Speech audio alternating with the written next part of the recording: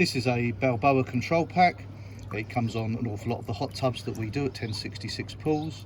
This is a brief overview.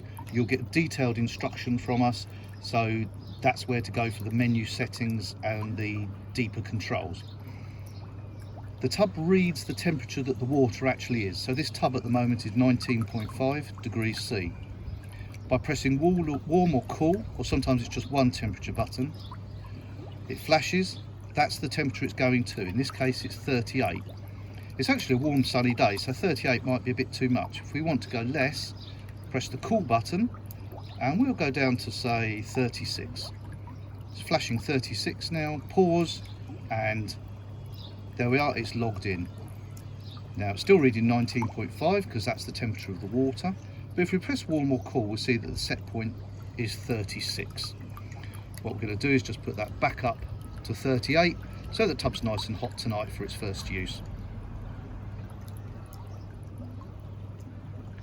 Flashing 38, wait for just a couple of seconds and it's logged in. The tub will now reach 38 degrees C. Warm and cool, pretty self-explanatory really. The menu button on this one, best to look at the detailed instructions. You can do all manner of things with the control pack, but use it when you need it. The light button, press the light button and the lights come on. In this case it started on green. On an awful lot of controls on hot tubs, if you turn the light off and back on again, it comes on a different pattern, and then off and back on again, it comes on a different colour, off and back on again. In that case, we've now moved on to the colour changing one. That's the one that most people like it left on. If you turn the lights off and then leave it for say 10-15 minutes, or the next time you want to use it, the lights will come back on the last setting that you used. But if you want to change the setting, turn them off, straight back on again, they'll change setting and just find the one you like. There's about 8 or 10 settings, but it does vary from model to model. That's the light button. Jet 1 on this hot tub is already on because it's heating. If I press Jet 1, off it goes onto its high speed. Interestingly, on this model, when you press Jets 1, and sometimes when you press Jets 2 as well, there's actually a pause. Don't just keep pressing the button and pushing even harder.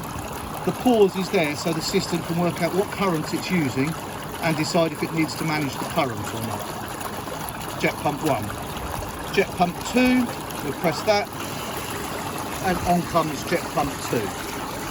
So in this one, there's two icons on the actual display, and that's actually showing that both pumps are on. So both pumps are actually running. This is called an air control. It's off at the moment. There's just water coming out of these jets. If I turn it on, you get water and air.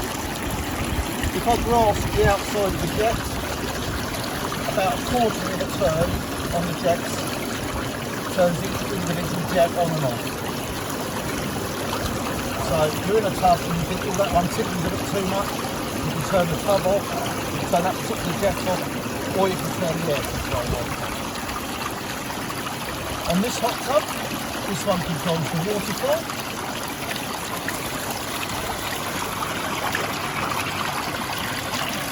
And that will change with pump 1 as well.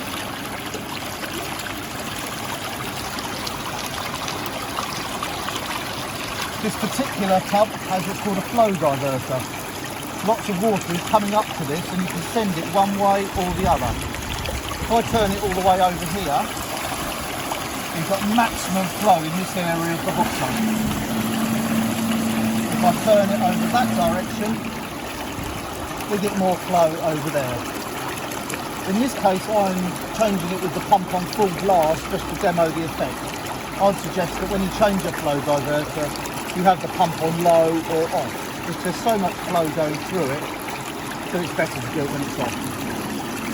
Usually you'd leave it about halfway so the flow's spread out. You've got another air control here, controlling this seat, the air or water, and yet another air control here, controlling this seat. That's the basic overview of the controls around the hot tub.